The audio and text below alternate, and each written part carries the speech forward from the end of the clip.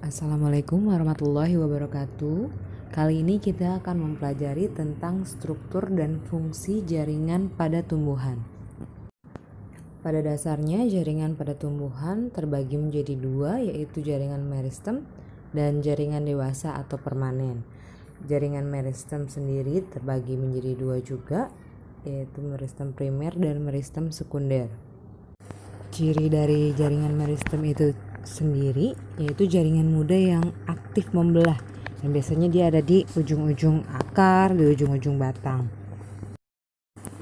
Jaringan dewasa atau sering juga disebut dengan jaringan permanen yaitu jaringan yang telah mengalami diferensiasi. Biasanya dia sudah tidak aktif membelah lagi, tapi sudah berubah fungsinya, seperti menjadi jaringan pelindung, jadi jaringan parenkim, jaringan penguat seperti kolenkim dan sklerenkim, kemudian jaringan pengangkut yaitu silem dan floem.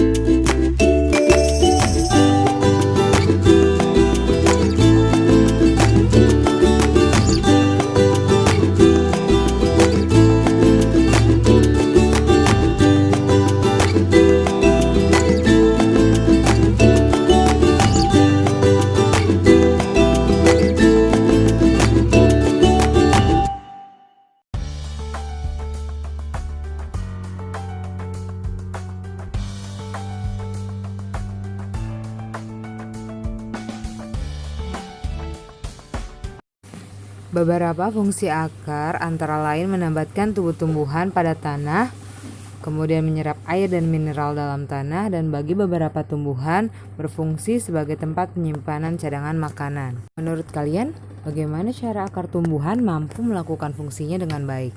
Dan apakah ada keterkaitan antara struktur jaringan penyusun akar dengan fungsi akar? Pada bagian ujung akar terdapat jaringan meristem apikal dan tudung akar. Jaringan meristem apikal inilah yang sel-selnya terus membelah membuat akar semakin panjang. Tudung akar berfungsi untuk melindungi sel-sel meristem tersebut saat membelah, sehingga dapat menembus tanah tanpa mengalami kerusakan. Dan akar dapat menambatkan tubuh tumbuhan dengan kuat ke dalam tanah. Selain menambatkan tubuh tumbuhan ke tanah, akar juga berfungsi untuk menyerap air dan mineral dari dalam tanah. Akar tersusun atas epidermis, korteks, dan silinder pusat. Epidermis merupakan bagian terluar akar. Sel-sel epidermis memiliki dinding yang tipis, sehingga air dan mineral dapat mudah dengan masuk ke dalam sel-sel epidermis, yang kemudian diteruskan ke dalam korteks dan silinder pusat. Pada bagian tertentu, sel-sel epidermis juga mengalami modifikasi menjadi rambut akar yang berfungsi untuk memperluas bidang penyerapan air dan mineral. Bagian yang lebih dalam dari epidermis yaitu korteks. Korteks ini tersusun atas jaringan parenkim yang dinding selnya tipis dan tersusun renggang. Korteks ini berfungsi untuk tempat penyimpanan cadangan makanan bagi tumbuhan. Lapisan terdalam dari korteks disebut endodermis. Lapisan endodermis tersusun atas satu lapisan sel yang membatasi korteks dengan silinder pusat. Pada endodermis terdapat bentuk seperti pita yang disebut dengan pita kapsari. Pita kapsari sendiri berfungsi untuk mengatur jalannya mineral yang diserap oleh akar agar menuju ke silinder pusat. Di sebelah dalam endodermis terdapat daerah silinder pusat atau sering disebut dengan stel. Silinder pusat tersusun atas jaringan pengangkut dan jaringan pendukung lainnya, seperti silem dan floem. Di situ ada juga perisikkel dan parenkim. Sel-sel perisikkel berfungsi untuk membentuk cabang akar. Berkas pengangkut pada silinder pusat terdiri atas silem yang berfungsi mengangkut air dan mineral dari tanah menuju ke daun. Dan floem berfungsi untuk mengangkut hasil fotosintesis dari daun ke seluruh tubuh tumbuhan. Struktur dan fungsi pada batang. Beberapa fungsi batang antara lain sebagai penyokong bagian-bagian tumbuhan yang berada di atas tanah, sebagai jalan pengangkutan air dan mineral dari akar menuju daun, dan jalan pengangkutan makanan dari daun ke seluruh tubuh tumbuhan. Serta pada beberapa tumbuhan, batang juga berfungsi sebagai tempat penyimpanan cadangan makanan.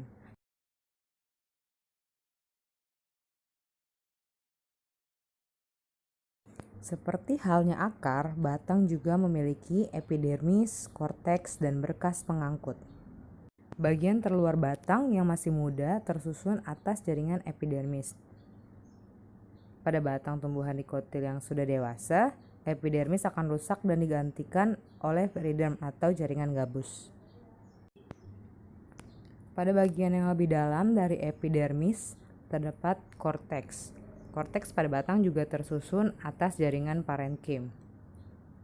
Pada beberapa tumbuhan seperti tebu, kentang, rimpang kunyit, di daerah korteks inilah cadangan makanannya disimpan. Berkas pengangkut pada batang merupakan kelanjutan dari berkas pengangkut pada akar. Melalui berkas pengangkut ini, air dan mineral yang diserap akan diteruskan oleh berkas pengangkut pada batang menuju ke daun. Pada batang dikotil, berkas pengangkut tersusun dalam lingkaran, sedangkan pada batang monokotil, berkas pengangkut tersusun secara tersebar. Antara xilem dan floem pada berkas pengangkut tumbuhan dikotil terdapat kambium vaskuler yang aktif membelah. Struktur dan fungsi jaringan pada daun antara lain sebagai berikut. Masih ingatkah kamu fungsi daun? Daun memiliki beberapa fungsi, antara lain untuk mengambil gas karbon dioksida yang digunakan untuk fotosintesis, mengatur penguapan air atau transpirasi, dan pernapasan atau respirasi pada tumbuhan. Bagaimana daun tumbuhan dapat melakukan fungsi tersebut? Pada permukaan atas dan bawah daun terdapat jaringan yang disebut dengan epidermis. Jaringan ini berfungsi melindungi jaringan yang ada di dalam daun. Pada beberapa tumbuhan, daun juga dilapisi oleh lapisan lilin atau kutikula yang berfungsi untuk mengurangi penguapan. Sel-sel epidermis dapat mengalami modifikasi menjadi stomata, sisik, dan rambut-rambut. Stomata dapat membuka dan menutup menyesuaikan kondisi lingkungannya. Pada tumbuhan, umumnya saat siang hari stomata membuka sehingga karbon dioksida dapat masuk ke dalam daun untuk digunakan dalam fotosintesis. Pada tumbuhan yang hidup di daerah kering, misalnya kaktus dan lain-lainnya, stomata itu menutup pada siang hari. Hal ini dilakukan agar tidak banyak air dalam tubuh yang hilang karena menguap lewat stomata. Pada tumbuhan tersebut, stomata baru membuka pada saat malam hari. Sebenarnya di mana sih proses fotosintesis itu terjadi? Jadi di bawah lapisan epidermis terdapat jaringan yang berbentuk silinder, tersusun padat menyerupai tiang dan banyak mengandung klorofil. Jaringan ini disebut dengan jaringan palisade atau jaringan tiang.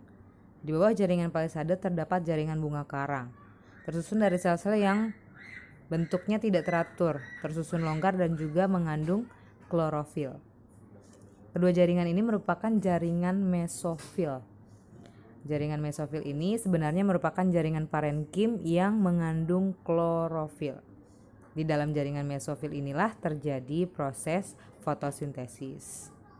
Pada tumbuhan monokotil, mesofil tidak berdiferensiasi menjadi jaringan palisade dan jaringan bunga karang, tetapi tersusun atas sel-sel parenkim yang mengandung klorofil yang memiliki ukuran seragam. Di dalam daun juga terdapat jaringan xilem yang membawa air dan mineral dari batang dan jaringan floem yang berfungsi membawa hasil fotosintesis dari daun untuk disalurkan ke seluruh tubuh tumbuhan.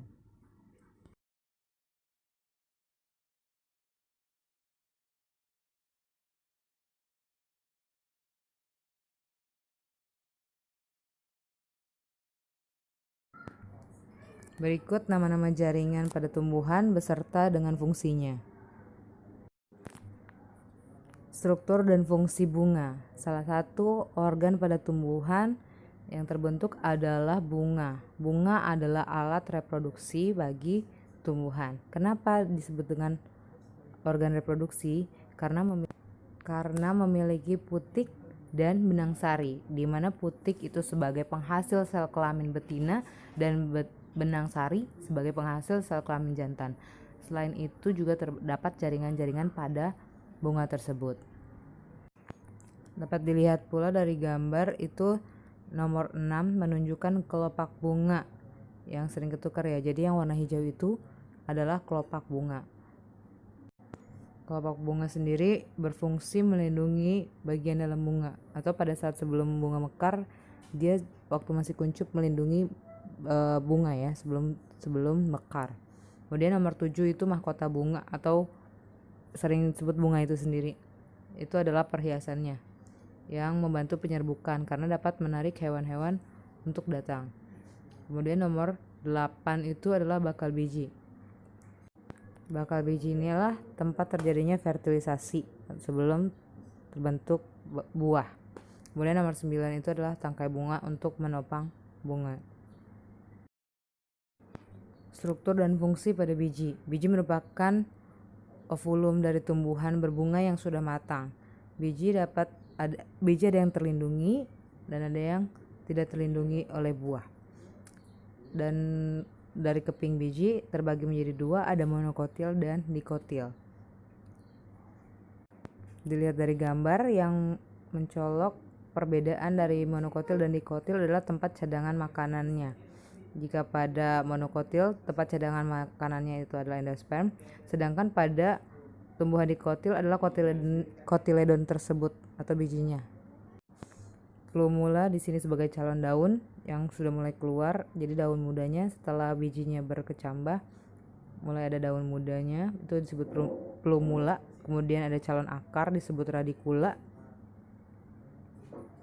Kemudian perbedaan antara epikotil dengan hipokotil. Epikotil itu adalah calon ruas batang di atas kotiledon, sedangkan hipokotil itu calon ruas batang di bawah kotiledon.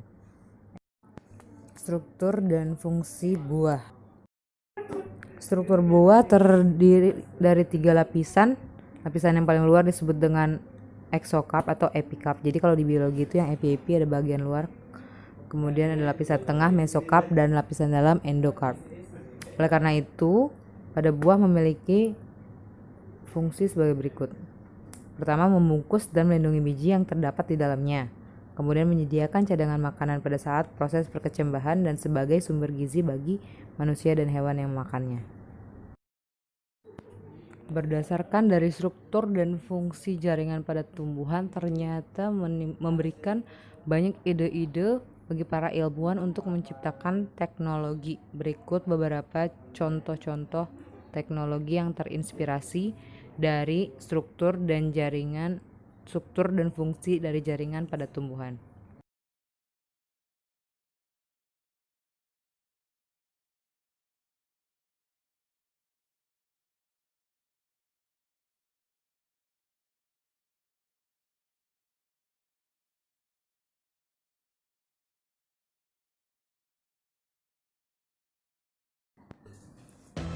Sekian, wassalamualaikum warahmatullahi wabarakatuh.